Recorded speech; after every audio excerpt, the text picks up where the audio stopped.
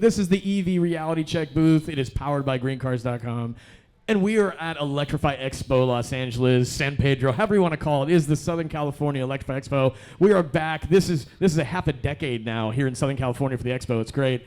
And what we're here at the EV Reality Check booth for is basically setting the stage for having conversations with all of you attending today. For those myths, we're going to be busting myths. We're going to be talking about the questions you have. We're going to be talking with industry professionals that are on the front lines of helping make things move for the industry. And if you're hearing my voice again, my name is Matt Teskey. I'm the founder and CEO of ChargeWay. ChargeWay is a mobile app you can download to your iOS or Android device, and it simplifies EV charging for any EV on the market. So if you're an owner or a shopper, make sure to check out the ChargeWay mobile app today. And also, I'm going to be joined in every single city of the Expo by another host. And here in Los Angeles, I am joined by Diego. Diego, why don't you let the world know who you are and what you do and why you are in the EV industry? So my name is Diego Cardenas, and I am owner and co-founder of Exodo Incorporated. We're a three-wheel electric motorcycle manufacturer based out of Southern California, made in the USA, designed in the USA. My background in EVs has been long. You know, just to highlight, I cannonballed them. I've done cross countries on EVs.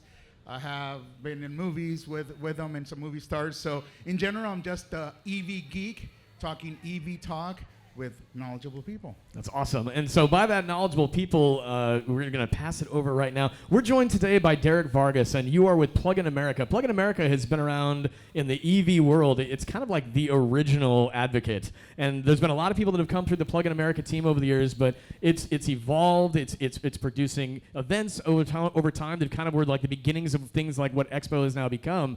But Derrick, let's hear about Plug-in America. What is it you do for Plug-in America? So my name is Derrick Vargas. I'm a program manager at Plug-in America, overseeing our PlugStar program. PlugStar is a one-stop shop for consumers and dealers, for people who want to find an EV, find charging stations, find an electrician, find their local incentives, all on one website. I oversee our dealer experience with that. So I train dealers across the country to provide information that they need to help sell EVs more confidently. And Plug-in America overall, again, 501c3 nonprofit. We educate our consumers, we educate people in the industry, we educate our dealers, and help hopefully have a hand in creating policy that will get more EVs on the road. So, yeah. Diego has been in the industry for a long time. I have been in automotive for 25 years, EVs for over 10. So how long have you been involved with EVs in general? I'm not, actually, this is just me just asking you, like, hey, like, Derrick, tell me your story. Like, what's it about? So I've been involved with EVs for a little over 7 years now. Okay. Funny enough, my very first job in college, I actually worked at a dealership here in Southern California, and I was the only EV expert at that. I was going to say, you going to out them right now, or we'll leave that alone? Yeah.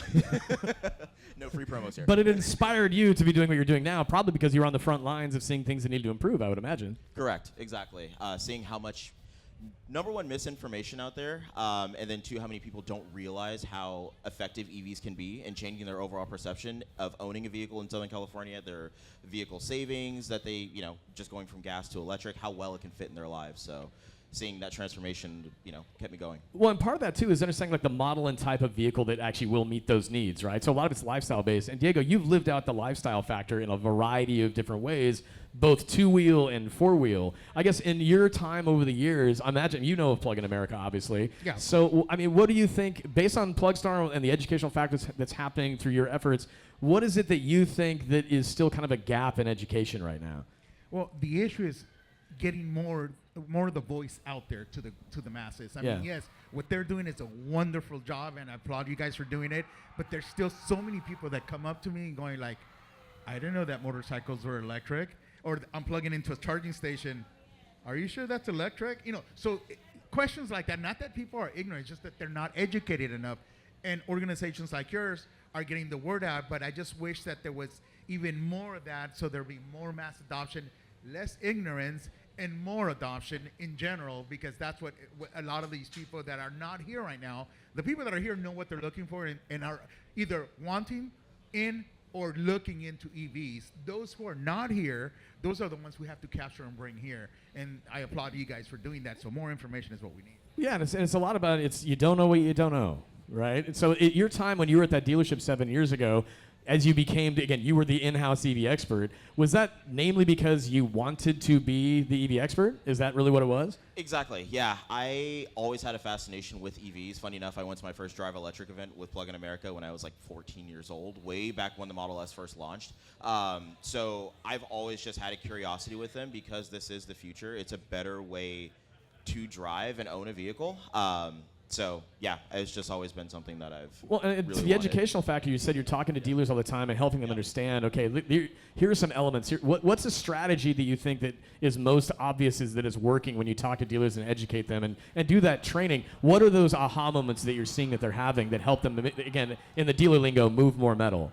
So one thing that we want to do and we find really successful with our training is showing them how accessible the information is, because like what you're saying, how we have people here who know about this event, but we're trying to reach people who don't know about EVs, who don't know about events like this. And with dealers, one thing that we always try to hammer home is how accessible the information is. You don't have to dig super deep into the internet, go past the first page of Google. We have resources, and there are resources out there where one stop is going to give you everything you need. Incentives, what cars are available, what's around you. Not even just our own website, but it's just showing how accessible this stuff is. That's the aha moment for dealers, where it's like, oh, to join the IRS, I literally just go to this page and I can now have my EV tax credits passed on to my dealer, to customers who I'm selling cars to. So just having that information readily available, showing them where to find it, and that's the best part, honestly. We always get that moment in our trainings where they're just like, oh, I had no idea that's where I went. I had no idea that this was even out there. So it's our main goal. I have a question. And how accessible has the OEM market, so we're talking about the Fords and the Nissans and the Toyotas, been to your organization to enable you guys and give you the necessary resources to tap into those leaderships to get the word out? Are they coming to you now, or was it an uphill battle at the beginning? How was that story? So it's a mix of both. We have a variety of programs right now where we actually work with OEMs, and we worked with OEMs in the past, like Nissan. For the most part, we're doing a lot of cold personal outreach. So I'm literally going into dealers, meeting with general managers, sales managers, and being like, hey, we have this no-cost program, and that's how we're doing it. We've had a couple automakers and OEMs come up to us with this, and things are fleshing out for that. But it's kind of a mix of both. Well, again, I think a lot of people that are just, again, everyday shoppers, they just kind of see the Ford logo or the Nissan logo or the Chevy logo on a dealership. They go, well, that's Ford, that's Chevy, that's Nissan. It's like, well, no, that's the dealers. They're representing those brands, but they are two very separate animals when it comes to how they basically operate, stakeholders. Correct, and that's exactly what I was getting at, where the OEM and what happens on the ground at dealers sometimes is a bit of a mismatch. So we want to make sure we're covering both of those, where we are hitting, if we have a partnership with an OEM, we want to make sure that our program is hitting on what they would like, but at the same time, adapting our program to what's actually working and what dealers want. Because at the end of the day, they're the ones that are selling cars, they're the ones talking to the masses. Right, again, and the dealer's going to say, we want to move metal. Like, that's our job. I think that's one thing that, I think, I'll be honest, like, in all the years that I've been in EVs, that's one thing about the training programs that I think was always a little bit just kind of getting off the path of what dealers wanted, was that they wanted to hear, how do you help me sell a car that gets me paid so I keep my job and get good scores from my customers? I think the original advocates were spending a lot of time trying to convince dealers to think like them, and that wasn't a path forward for mass market adoption or to get dealer buy-in. I think it was more, we talked about this last night a bit, it's that emotional factor of how do you get someone's emotional response, right? How do you make it right for me? In my case, and I told you my formula was, how do I get from point A to point B the cheapest way possible? So I went and bought a manufactured a car that gives you free lifetime energy. There you go. I was going to say, he's OG enough when it comes to the Tesla world. He's like, I literally can plug in and fill up at a supercharger till the end of time with this VIN number, and Tesla's going to be like, hey, bro, it's free. It's free. And that's, I think but also that's actually kind of an interesting topic too, because a lot of what's happened over the years is we've seen automakers kind of echo what they've seen brands like Tesla do that were successful for Tesla, but it's actually created some pitfalls because we see an OEM will say, we need a public charging discount program or something, and they'll just find a network and go, we're using you. And then the dealers go, okay, who do we send our customers to? And it's the educational factor starts to get what seems like very narrow. It's like, actually, but that's only one network out of 60 in North America. And Tesla had a different way of doing it. So the OEMs have had to kind of learn as they've been going along, right? Yeah, and you bring up a really good point, and that's something that we see a lot because we have a series of events, our National Drive Electric Week, and when I go out to those events and talk to the everyday person, they have no idea that there's more than just Tesla superchargers or like the Electrify America that they see. It's like, no, there's chargers everywhere. There are these networks, but again, it's how do you bridge that where the previous relationship with cars and people were, I drive a car, I go to a gas station. I may have my favorite gas station brand, but what does that look like for EVs when there's not big canopies and big signs and stuff like that? No, you know? you're speaking my language. I think the biggest gap we have, we talked about this a little bit last night, is that there is zero visibility into the electric fuel experience. You got to go find it. And like you said, we're finally seeing brands and networks like Iona and others that are making these, again, canopies that are well branded and big, but it has taken over a decade to get to a place where that was part of it. And if you talk to anybody from a network, they're going to say, yeah, well, permitting to get charging stations in the ground is tough in and of itself, and it's a separate permit to put up an overhang above those chargers. So it was path of least resistance. They're like, we just got to get these chargers in the ground, but it meant people weren't able to understand how to see it.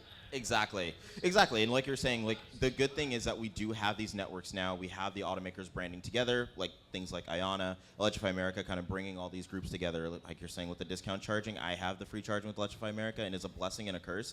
Because some people that can charge at home just go do that because it's free. Exactly. And it's like, whoa, like use that for a road trip. Like, depending on where you live, you can have some pretty cheap fill-ups at home. And so I think that's where they kind of they were copying what they saw someone else doing, and they didn't know how to apply it and explain it in a way that people understood how to use it. Yep. They just heard free.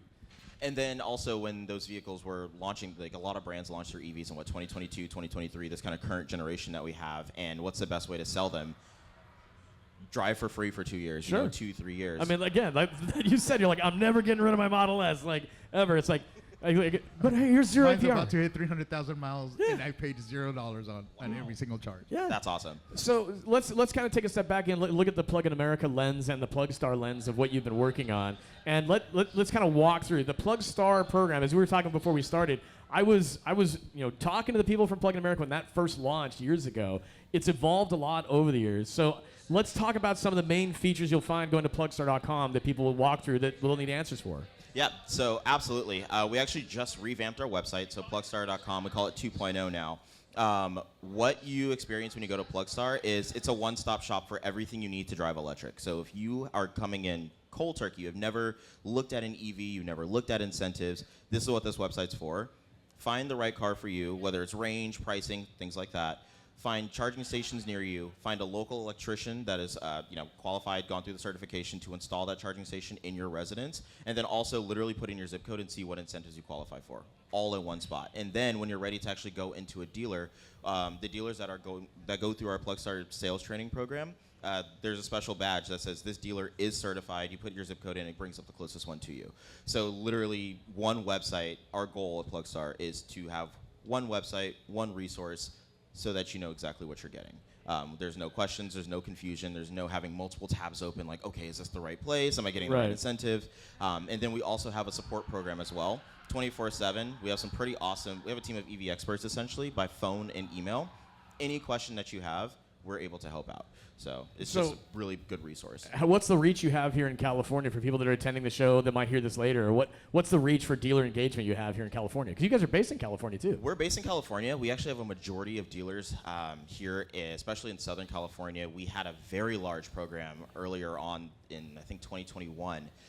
We cover the Bay Area in Northern California. We have over 50 dealers certified here in Southern California. So we have a very, very wide range. And with help from the Department of Energy, we're actually expanding our sales training program to all 50 states over the next year and a half. So we now have dealers trained on the East Coast. We're going to be expanding into the Midwest very shortly with our sales training. So our reach is getting very big very soon. We're expanding really rapidly right now.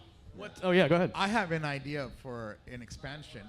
Oh, please. So nowadays, compared to when you and I were starting to do EVs, it was more like voodoo magic, right? Oh, I want to get that car. Who knows about it? Like everybody's like, no, you're going to have to go to dealership and you might get some iffy answers from a sales guy who hasn't been properly trained. Nowadays, more than likely within your circle of friends, you might have that one EV geek guy. Sure. You see what I'm saying? Yeah. So here's where the kicker is at. How about if we start an EV Buddy ambassador program for your... That would be awesome. That was so awesome because then you get these ambassadors who, my job, I mean, literally, whenever I'm running around my car and charging or on my bike, I'm talking about EVs. I'm going to how fun, how fast, how quick, I'll do it. it's like I'm the EV buddy, so maybe you should create a brand ambassador. Yeah, that's a really good idea. We have something similar to that with our National Drive Electric Week and Drive Electric Earth Month. We have our volunteers like across the country who bring their own EVs, who have hundreds of thousands of miles of experience, and we have them come to our events and kind of be that EV buddy where it's like these are people who come to our events who have never driven an EV, never seen an EV. So to have somebody with that institutional knowledge there, we really try to have that at all of our events. So it's a great idea. I think what's interesting too is that at the end of the day, what I think events like Electrify Expo are proving out, and again, even greencars.com, they, from a shopping perspective of getting into the weeds of like who has what vehicle I want to buy like online, what we're seeing is that we are making that pivot to a mainstream discussion. I mean, events like Electrify Expo, again, rewind 5 years, there was 1, 2, 3 events around the nation. Now it's up to 8. And you can totally see that it doesn't matter what way the wind is blowing every year about discussion of electric cars. More and more people are realizing this isn't something that, again, it's not a hobbyist thing. It's not just an enthusiast thing. This is very much so mainstream. And again, that conversation is happening because of groups like Plug-in America that have been chipping away at this, this discussion for, frankly, over 20 years now. Yeah. And you bring in a really good point where it's gone. Hey, being an EV owner is less of being like an early adopter of new technology. It's now it's so mainstream, and we're having to pivot a lot of our strategies, right? Our strategies around as like from the top down in an organization, because now we're not just reaching those early adopters. Now it's like, how do we make this accessible for everybody? I think that's one of the most important points is that, that's some bass. I'm sorry. I mean, that just caught me off guard, but that was a bit. You bring up one of the most important points that Expo exemplifies as an event, but I think the industry, many of the longtime industry players in the EV space are having to kind of grapple with, which is we do have to be thinking differently. We do have to be communicating differently. It is not that we can go and talk to folks that are eager to learn, like almost like it's a dissertation to get your doctorate. It's like, no, I just need this car to work. Can you show me how this car works for me? And I think that's the benefit that dealers get out of, again, programs like yours, again, 2.0 for Plugstar that are evolving, but events like Expo that are bringing out, again, a lot of players from this space, but are more interested in having more of a mainstream discussion. And to add to that, I feel that what we need to do is, nowadays, as an EV consumer, most consumers are now doing comparisons instead of very much so. being the guy who's like, oh, I don't know about EVs, because that learning curve, even though there's a lot of people don't know, the people who do know are now comparing, well, what's the difference between the Kia and the Hyundai? What's the difference between the Tesla we didn't have and that the 10 years Ford? ago. Exactly. And now my friends are asking me, well, what do you think? Should I get a this or that? I go, it all depends. I mean, this has a 75 kilowatt. This has 100 kilowatt.